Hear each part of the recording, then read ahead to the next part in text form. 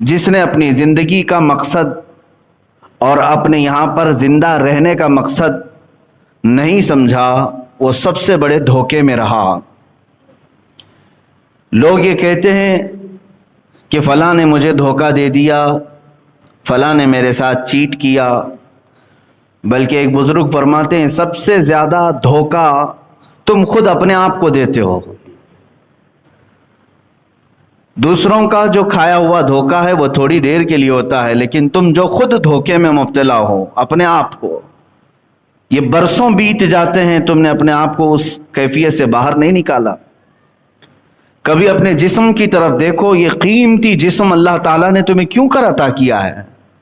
یہ ہاتھ و پیر کی نعمتیں، یہ آنکھ و زبان کی نعمتیں، یہ قوت سماعت، قوت بصارت، یہ تمام قوتیں جو اللہ نے تمہیں بنا کسی معاوضے کے دیا ہے، کیا یوں ہی دے دی گئی ہیں تمہیں؟ ان کا کوئی استعمال؟ تو پھر ظاہر سی بات ہے بندہ جس چیز کے لیے پیدا کیا گیا ہے وہ چیز نہ کرے تو گویا کہ اس نے خود اپنے آپ کو اس دنیا میں سب سے بڑا دھوکہ دیا۔ میرے عزیزو، اپنے آپ کو دھوکہ دینے سے باہر نکل آؤ۔ میں آج یہ کہنا چاہوں گا ان نوجوانوں سے جو اپنی زندگی کا مقصد نہیں سمجھ سکے، کسی دن آ کر پوچھ لیتے کہ ہماری تخلیق کا کیا مقصد ہے، ہمیں کیوں بنایا گیا ہے، اس دنیا میں مجھے کیوں بھیجا گیا ہے، میں یہاں کیوں زندہ ہوں۔ حد تو یہ ہے کہ جو کسی چیز کی تحقیق کرتا ہے، ریسرچ کرتا ہے، اسے سائنسدان کہتے ہیں۔ ایٹم پر تحقیق کیا، ذرے پر تحقیق کیا، زمینوں پر تحقیق کیا، آسمانوں پر تحقیق کیا، انسان نے کن چیزوں پر تحقیق نہیں کیا ہے؟ اور جس مادے پر انسان تحقیق کرتا ہے وہ اتنا بلندی پر جاتا ہے کہ دنیا اسے سائنسدان کہتی ہے، سائنٹسٹ کہتی ہے۔ اور اسلام سب سے پہلے تمہیں خود اپنے آپ پر تحقیق کرنا سکھاتا ہے۔ عزیزان گرامی، اسی لیے مشہور قول ہے من عرف نفسہ فقد عرف ربہ، جس نے اپنے آپ کو پہچانا اس نے اپنے رب کو پہچان لیا۔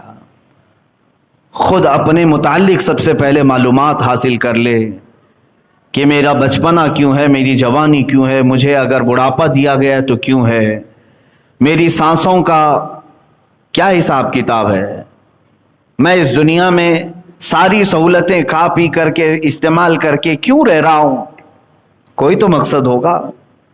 مثال کے طور پر آپ کو اچانک کسی نے 5 اسٹار ہوٹل میں بلایا، وہاں پر طرح طرح کے کھانے لگے ہوئے تھے، بہترین روم ہیں، آپ گئے اور وہاں کے کھانے بھی استعمال کرتے رہے، وہاں کے رومز بھی استعمال کیے، وہاں کا پانی استعمال کیا، جو جو سہولیات تھیں وہاں پر سب آپ نے استعمال کیا، لیکن کیا یہ آپ کا فرض نہیں بنتا کہ آپ کو دعوت کس کام کے لیے دی گئی تھی؟ وہاں پہ اس 5 اسٹار ہوٹل میں کوئی پارٹی تھی، کسی کی شادی، کسی کا ولیمہ، کسی کا عقیقہ، کیا تھا؟ کیوں بلایا گیا تھا آپ کو؟ کیوں بلایا گیا؟ ایک بڑے فنکشن ہال میں آپ کو کیوں بلایا جاتا ہے؟ آپ کو تو یہ معلوم ہی ہوتا ہے مجھے فلاں کی شادی میں بلایا گیا، ولیمے میں بلایا گیا، عقیقے میں بلایا گیا، منگنی میں بلایا گیا، آپ کو معلوم ہوتا ہے کیوں بلایا گیا ہے۔ بغیر آپ کو معلوم ہوئے آپ وہاں جا کر کے موج مستی کرتے رہیں تو آپ کو پاگل کہا جائے گا، اسے پتہ ہی نہیں ہے یہاں ہو کیا رہا ہے، صرف عیاشی کرنے کے لیے آ گئے۔ عزیزان گرامی وقار، تمہارے اس کائنات میں جلوہ گر ہونے سے پہلے اللہ تعالیٰ نے کیا چیزیں تمہارے لیے نہیں سجائیں؟